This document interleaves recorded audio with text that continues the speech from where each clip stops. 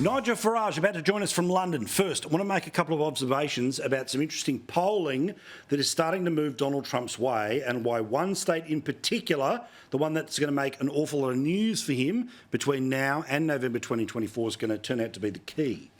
Now, as you know, he's powering towards being the Republican nominee. It doesn't matter what happens in the courts. It doesn't matter what they say about him. It doesn't matter what will or won't be proven. 60% now of Republican voters, according to the Wall Street Journal poll, want to back Trump as the candidate.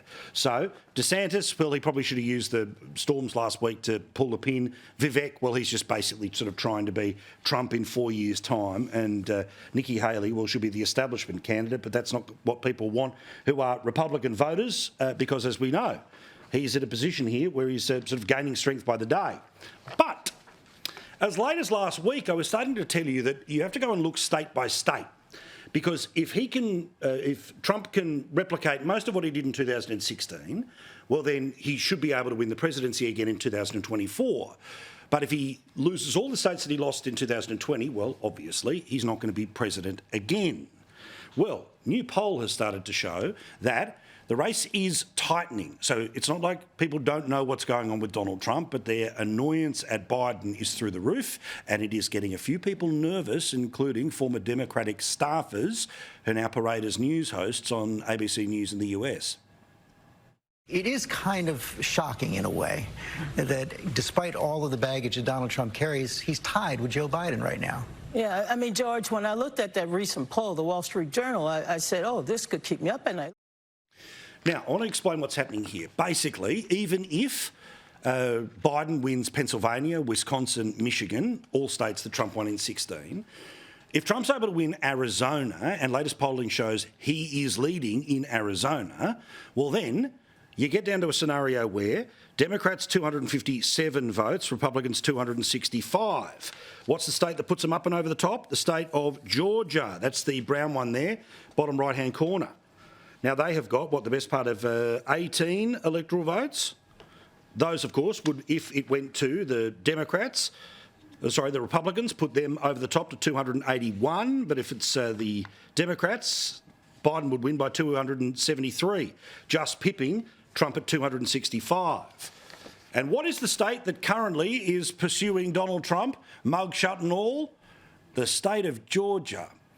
Nigel Farage, fascinating to note here that if the numbers are going the way they are, where the northeast may end up being held for Biden, but Arizona goes back towards the Republicans, numerically we're talking about one state, and of all the 50 states, that's the one state that's taken a mugshot of the former president. Yeah, it's about a sense of fair play, isn't it? I mean, just think about this. Overnight, Team Trump have put out a very interesting video showing that in 2000, 2004 and 2016, the last three Republican wins, almost the entire leadership of the Democrat Party on all three occasions claimed stolen election. Yeah. Right? Stolen election. And yet when Trump does it, they try to prosecute him, they try to put him in prison, they try to close him down. And if you're a fair-minded voter living in the state of Georgia, you've got to be saying to yourself, what the hell is going on? How can we be treating a former president of our great country in this way? And that, I think, is what the polls are reflecting. You know, the hardcore vote on both sides ain't going to shift. It's always in the middle where these elections are won and lost. And I really believe that in the case of this prosecutor in Georgia, but in other states too, that the Democrats politicising the judiciary have completely overplayed their hand. And, hey, you talk about the mugshot. What a brilliant picture. It was a picture of absolute defiance. And it's one of those pictures, you know, we'll look back at in many, many years to come. Don't tell me that you didn't have a little look at a reflective surface in your house when you saw it and you go, well, what mugshot would I do? Would I get away with this smile? Would I lean in this way? You know, we've all sort of got the mugshot look ready for inevitably they all come after us.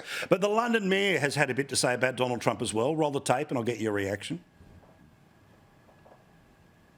There's losing with dignity, being magnanimous in defeat. And what happened at Capitol Hill, for those who were agnostic or not sure, should be the final straw in relation to his fitness for office. This is America, for goodness sake.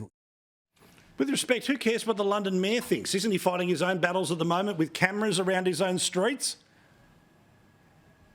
Yes, he is. We've got the highest level of lawlessness I've ever seen in this country in my life, with these cameras, these ultra-low emission zone cameras, which go right outside London into the rural areas beyond, being vandalised at a rate I've simply never, ever seen. And the reason people are so upset, it's a tax on the poor. Well done, Mr. Khan. Brilliant. When I drive around London, I've got no problem. I've got a newish car and a good job. But if you're a pensioner with an old car, it costs you £12.50 just to drive down the road to see your doctor. So, yes, he has got his own battles, but remember that Khan has been an anti-Trump campaigner right from the very start, and even when Trump was president, I mean, Khan made it clear that Trump was not welcome in London. So this is entirely consistent with everything Khan stands for. A couple of stupid things to do with the extremists who don't want to say anything about China but want to use slave labour in China to try to fix the climate problems of 1% of the world being UK or 1% of the world being Australia. Is this true that some property owners could end up facing jail time if they don't do the right things when it comes to eco-policy in the UK? In that building you can see behind me, this afternoon and this evening we'll be debating a new energy bill.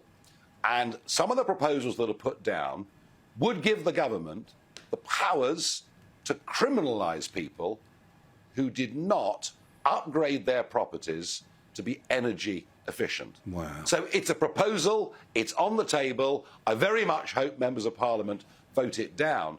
But the fact that it's even being proposed by legislators shows you, well, two things really. Shows you, firstly, that this net zero madness knows no end.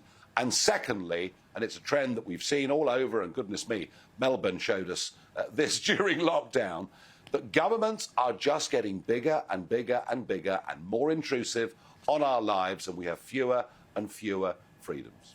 Well, and who is Chris Packham? Because I want to show everyone his idea for that building behind you that stood there for hundreds of years looking exactly the way that it is as the symbol of democracy for the Western world, but he suggests it should look slightly different. Roll this tape.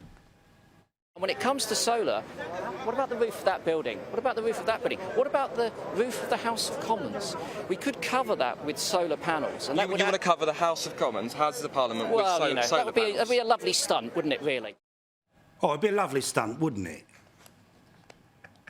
He is, so Chris Packham is one of the BBC's absolute favourites. You know, he speaks out on nature, the environment, and all of these things, but he's really quite a hard-line political activist. He wants us to stop using all gas and all oil. I mean, effectively, we'd be living in caves. And, you know, if you want to deface one of the finest buildings in the world with solar panels, well, that's all well and good, Mr. Packham. But the truth is, you should not be standing in Parliament Square and protesting about carbon dioxide emissions. You should go to Beijing and do it there, where they're building 80 new coal-fired power stations every single year. Difference is, he'd probably get locked up there, wouldn't he? Yeah, well, literally, we had the same idiots that they stole the idea from the UK about going around and letting people's tyres down. They did so in Melbourne, the suburb of Toorak. It's one of the fancy ones. It is literally where they were letting down the tyres here to send a message about saving the environment. It is a 13-minute walk or 1.1 kilometres from the Chinese consulate in Melbourne. You reckon if you've really got balls and you want to make a point about climate change, you'd go a kilometre down the road. Well, absolutely. But remember that as we've stopped believing in God, people need something to believe in. And climate change hysteria has effectively become the new replacement religion for a very large number of people. Well, and in the same way that people who become irrational about that start to judge others, well, the doomsday cult of those that are involved in this stuff, well, they know no bounds. Finally, you must be excited. You must be setting your clock. You must be getting ready to go out there, set up the bunting, because Prince Harry's coming back to the UK. Yes, it's a big day this Friday. He'll be here on Thursday at a charity event just to show the world how virtuous he is. And, of course, this Friday is the first anniversary of the death of our late beloved Her Majesty Queen Elizabeth II. It's rumoured that on this trip he won't be meeting up with the King and his brother and the rest of the family. We'll have to see. But Something very interesting is going on with Harry and with Meghan, and that is that on both sides of the pond, they're getting far fewer column inches in the newspapers. I think the truth of it is we're beginning to get rather bored with them, which is good. Fine by me. A global yawn whenever they appear. Not the case with your good self, Nigel Farage, who we can see on GB News. It's on the Flash app here in Australia, of course, YouTube, and lovely to see you, mate. We'll see you again next Tuesday night.